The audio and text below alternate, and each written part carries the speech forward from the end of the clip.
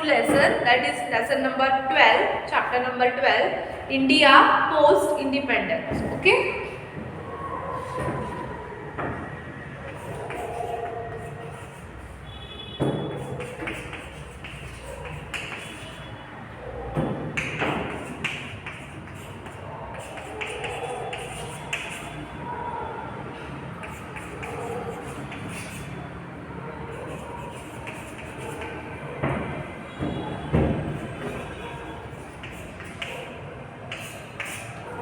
Okay, India post independence. So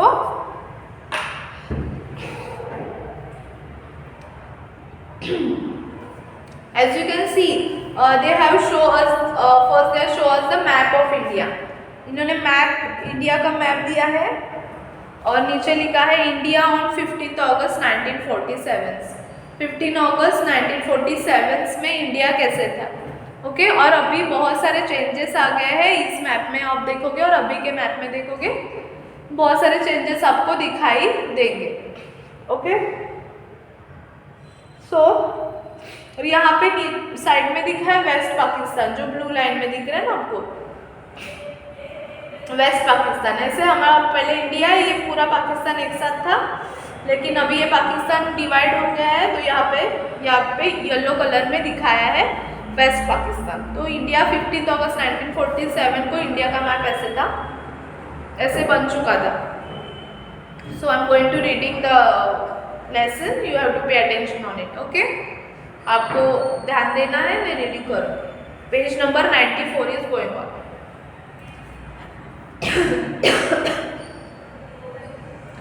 India attained independence on 15th August 1947. On the previous day, that is on 14th August 1947, Pakistan separated from India. Okay, India का independence day क्या था? 15th अगस्त 1947। इस दिन को हमें independence मिल गया।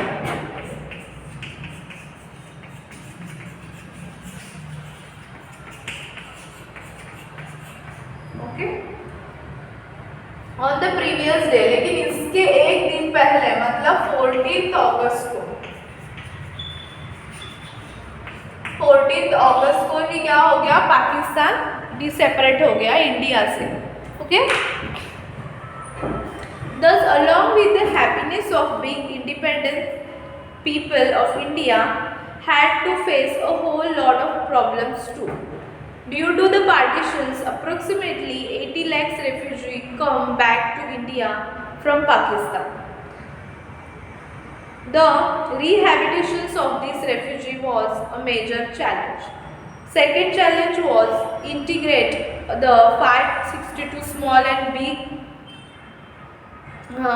princely states into India, united India. The third major challenge was to build a stable political system to fulfill the expectations and hopes of the peoples and develop India into a strong nation. Why was India partitions? What were the problems faced by our country after the partitions, and how did this political change happens? All these questions will answer in these chapters. Okay, India post independence. ये lessons में हमने तो अभी first हमें introduction ऐसे दिए कि India को तो इंडिपेंडेंस मिल गया ऑन 15th अगस्त 1947 को, बट बिफोर दैट 14th अगस्त को ही जो पाकिस्तान पहले इंडिया में ही था वो सेपरेट हो गया हमसे।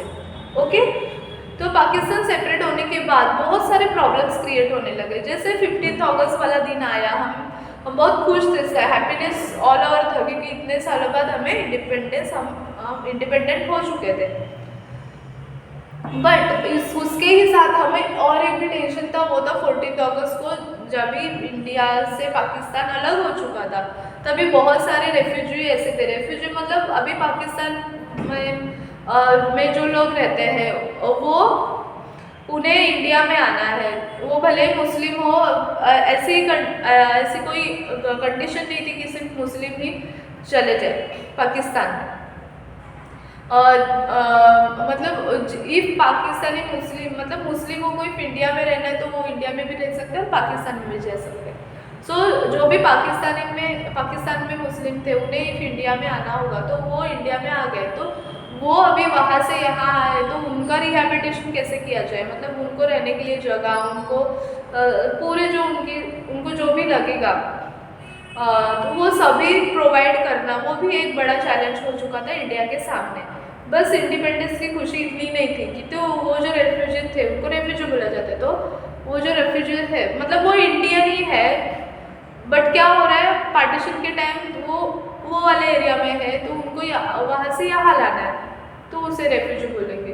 तो वो हमारे ही है बट मुस्लिम है, बट हमारे इंडियन, उनको इंडिया में रहना है, ऐसे है। ओके, तो वहाँ से जो लोग आ रहे हैं और बहुत सारे मुस्लिम कम्युनिटी जो थी वो भी क्या हो गया, वो पाकिस्तान में चले गए।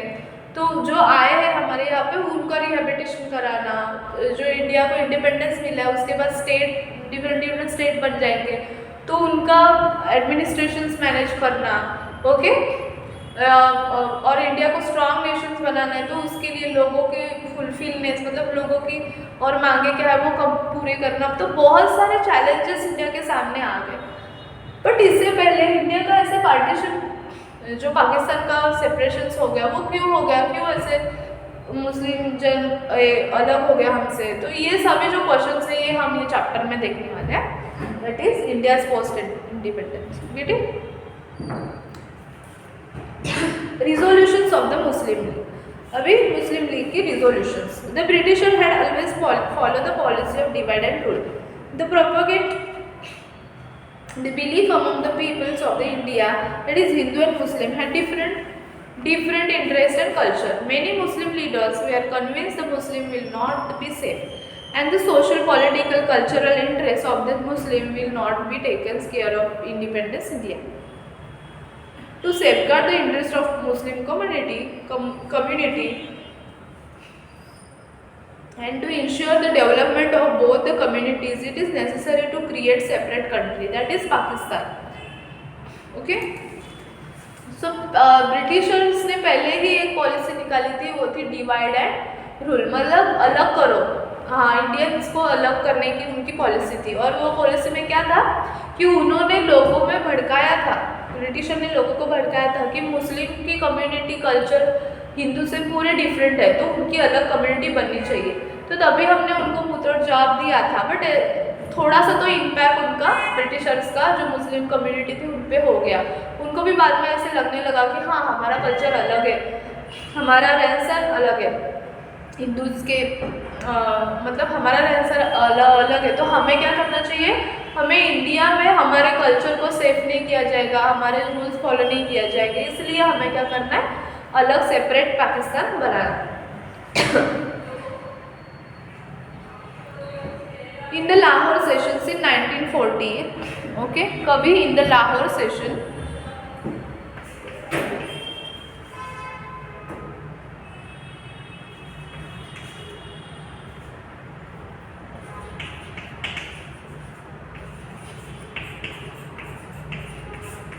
अभी हम कौन सा देख रहे हैं, resolutions of the Muslim league.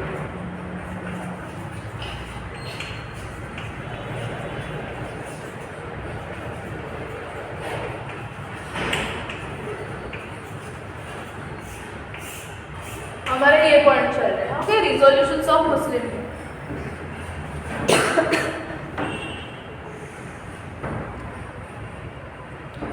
In the Lahore session of 1940, the Muslim League passed the resolutions that Pakistan would be formed in area having a majority of Muslim populations. Henceforth, the demands for Pakistan become the main goal of the Muslim League. Okay? जो Lahore session हुआ था 1940 में, तो तभी मुस्लिम जो community थी उन्होंने ये रखा कि हमें क्या चाहिए, अलग हमारा पाकिस्तान चाहिए जहाँ पे हम हमारे कल्चर्स हम सब फॉलो कर सकते हैं। तो वहाँ पे मेजोरिटी ऑफ मुस्लिम पाकिस्तान वहाँ पे चले जाएंगे। सो ये जो डिमांड था पाकिस्तान का वो मेन गोल था, ये हमने पहले भी चैप्टर में देखा था, राइट। अभी यहाँ पे एक पिक्चर दिखाया है, गांधी जी के साथ वो चल रहे हैं, वो है Khan Abdul Gruffudd Khan, the leader of the north west frontiers province accompany Gandhi ji in the peace rally. यहाँ पे दिखाई दे रहा है कि ये मुस्लिम कम्युनिटी के हैं खान अब्दुल गफ्फार खान, फिर भी वो क्या कर रहे हैं, लोगों में पीस शांति के लिए गांधी जी के साथ चल रहे हैं। यहाँ पे हमें एक मैसेज भी मिल रहा है कि सभी मुस्लिम कम्युनिटी को ऐसे नहीं चाहिए था कि पाकिस्तान अलग हो, कुछ ऐसे भी कम्युनिटी थे जो हमारे साथ थे। नेक्स्ट है the Mountbatten plan.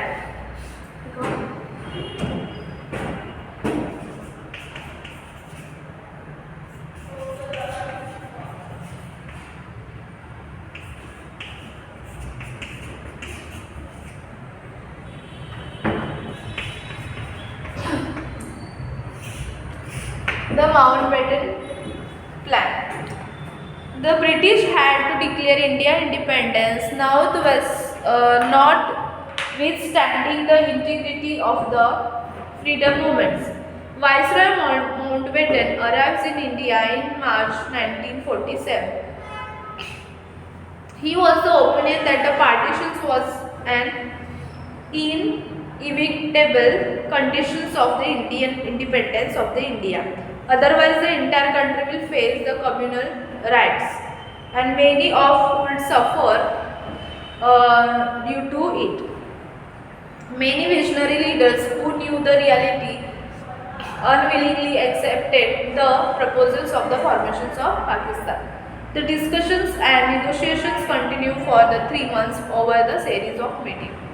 Consequently, Mountbatten proposed the plans of the partitions of India, which is known as Mountbatten Plan.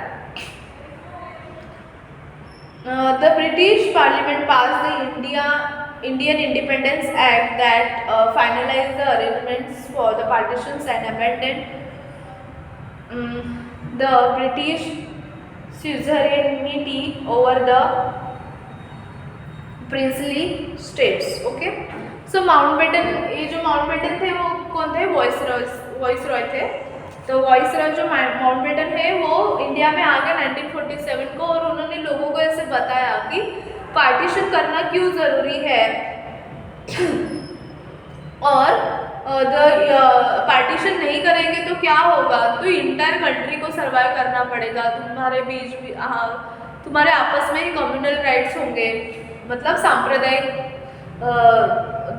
सांप्रदायिक दंगे हो जाएंगे, राइट्स मतलब दंगे हो जाएंगे।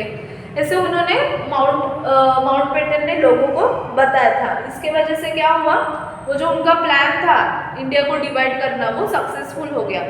सो इसी को बोलते हैं consequently Mountbatten proposes the plan the partitions of India is known as Mountbatten plan. इसलिए उनके प्लान को क्या बोलते हैं, माउंटबेटन प्लान बोलते हैं।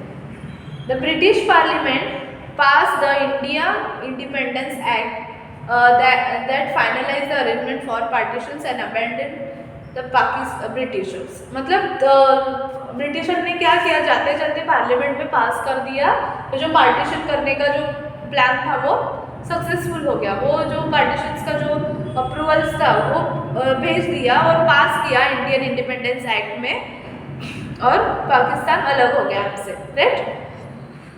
और इस वजह से अबैंडन मतलब वेरी इजीली ब्रिटिशर को अपना जो ये था अलग करने का डिवाइड रूल वो सक्सेसफुल उनका हो गया। ओके, भी इंडियन इंडिपेंडेंस एक्ट क्या है,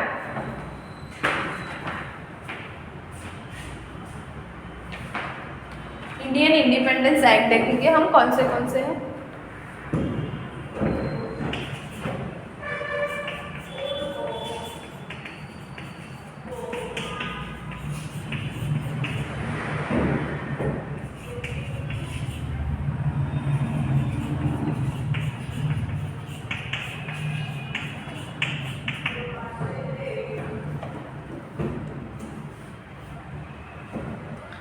यहाँ पे पिक्चर दिखा है, transfer of power Mountbatten, Jawaharlal Nehru वहाँ पे है, मोहम्मद अली जिन्ना है और वीपी मेनन है।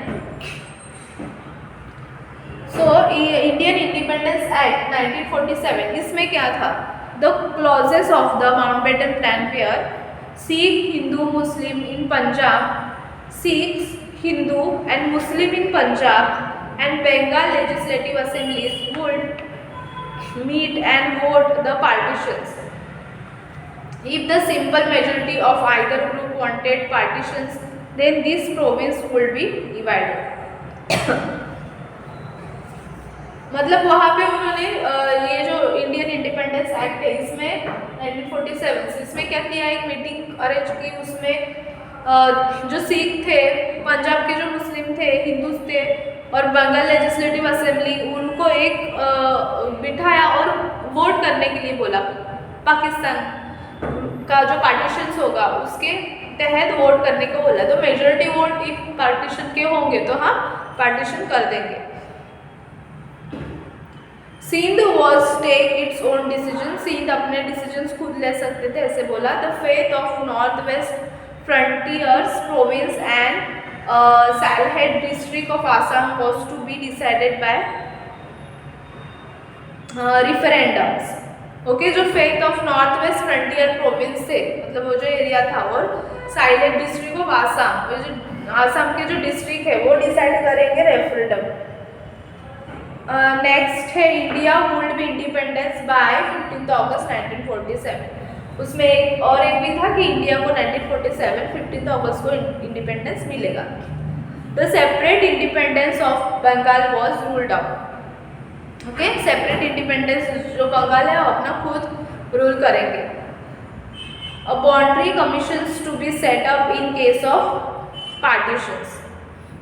बाउंड्री जो बाउंड्री है कमीशंस वो सेटअप करेंगे in case of partition. If partition होता है तो बाउंड्री की जो सेफ गार्ड होगा, बाउंड्री के लिए जो कमीशंस होंगे वो अलग से रखेंगे। The princely state could join in any one of the union and if they were not willing to join on any unions they were free to remain independent.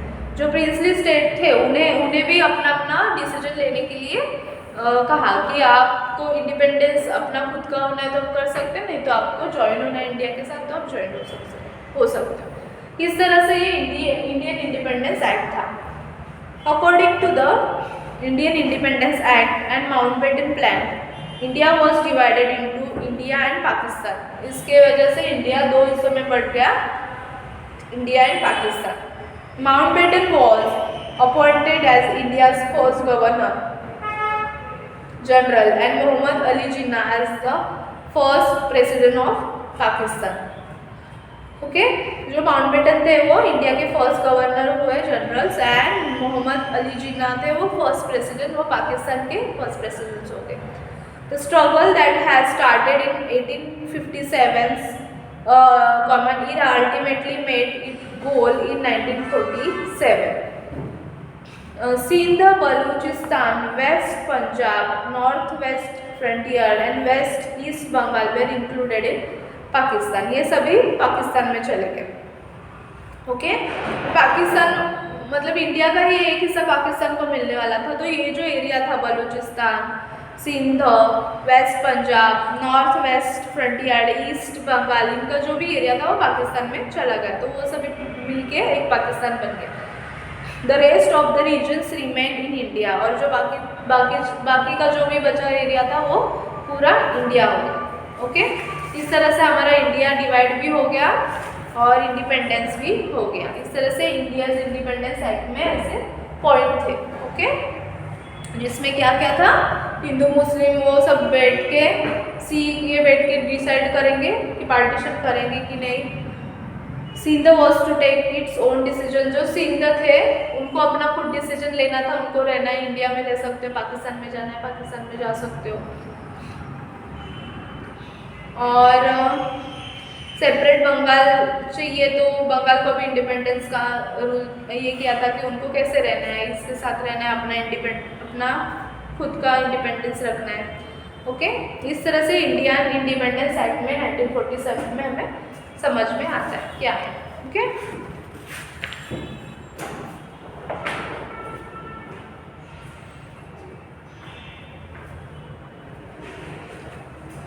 Next जो है rejoicings the independence throughout the nations. A wave of happiness and celebration swept the nations. We had become free from the shackles of slavery. Innumerable revolutionary and freedom fighters had sacrificed their lives. Many known and unknown people had contributed in a small or big way, even beyond their capacity in freedom struggle to make us independence. Jawaharlal Nehru became the first Prime Minister of Independence India, and he unfurls the tricolour flag of our country at the Red Fort in Delhi by replacing the Union Jack of England. The nation was rejoining in the glory of independence.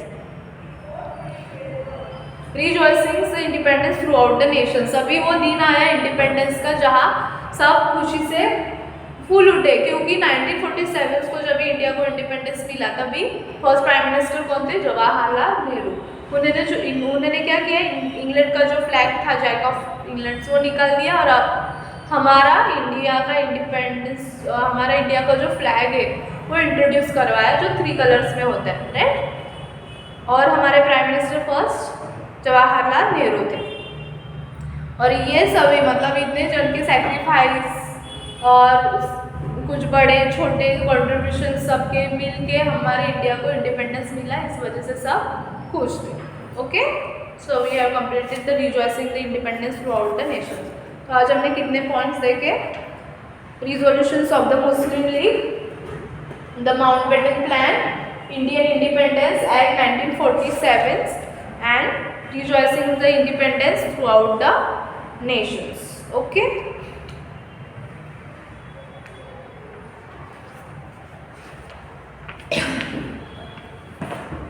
So आपको ये point लिखना है notebook में, जो भी point मैंने बताया वो रीड करके लर्न करना, रीड करना है आपको ये चैप्टर।